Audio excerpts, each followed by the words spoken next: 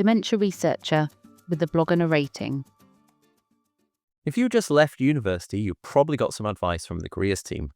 They probably told you to check job sites, write a good CV, and wait. That's fine, and you should do that, but it's rarely enough on its own. If you're lucky, you may have had the chance to work in some real labs and make some connections and meet people who can give you some advice and even act as a career mentor. If you haven't, I thought I'd write this blog to suggest a few small things that might help you find a job. I think the first place to start is with papers in the areas you care about. A quick search through Google Scholar will show you who is publishing the work that interests you the most.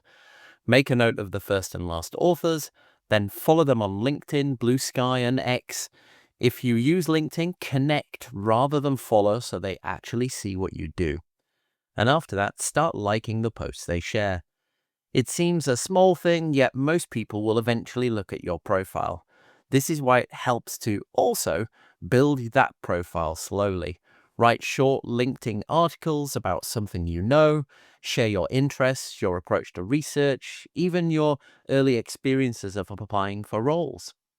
Slowly, you will creep into their consciousness, and when someone searches for you later, they'll find something real and you can gain an advantage. Bonus, you should read those papers too, so you become aware of the research going on in the field. You'll need that when you get to the interview stage. Next, you can email the same people, not to ask for a job, but ask for a little guidance.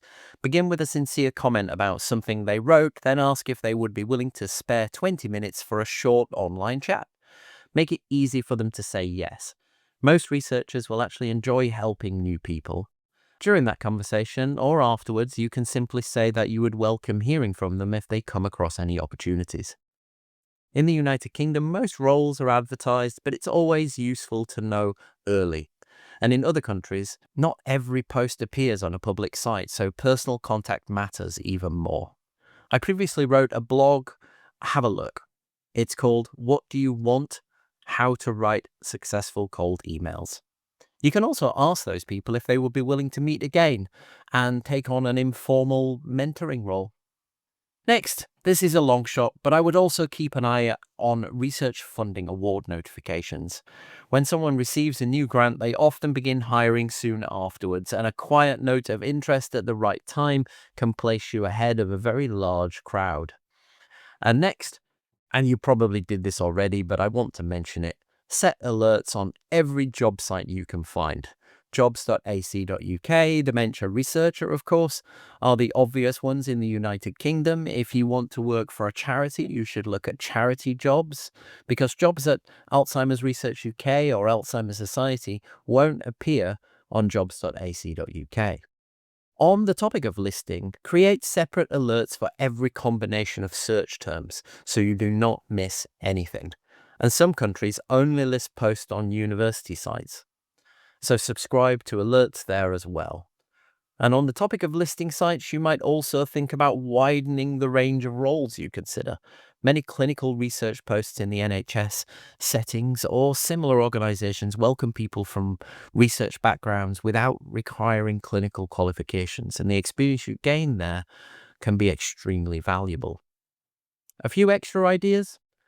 Join online communities for early career researchers. Of course, we have one at Dementia Researcher. There's also iStart, that's ISTAART, the Alzheimer's Research UK local networks. You can also attend free webinars and ask questions near the end.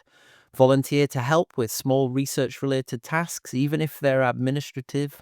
Keep your CV regularly updated. Keep a single document of all the projects and skills and training so you can adjust applications quickly. Speak to people at conferences, even if it feels uncomfortable, and look out for free conferences to go to. Small conversations often open up unexpected doors.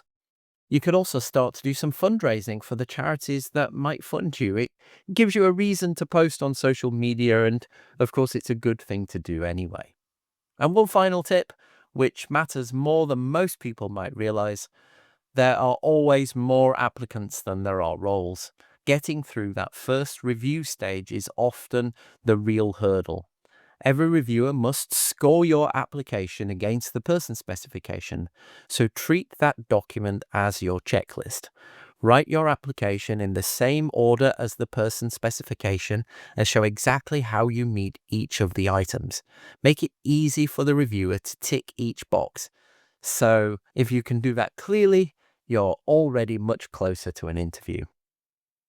Do you have anything to add to this list? It would be great to add more tips. Thank you and good luck. Thank you for listening.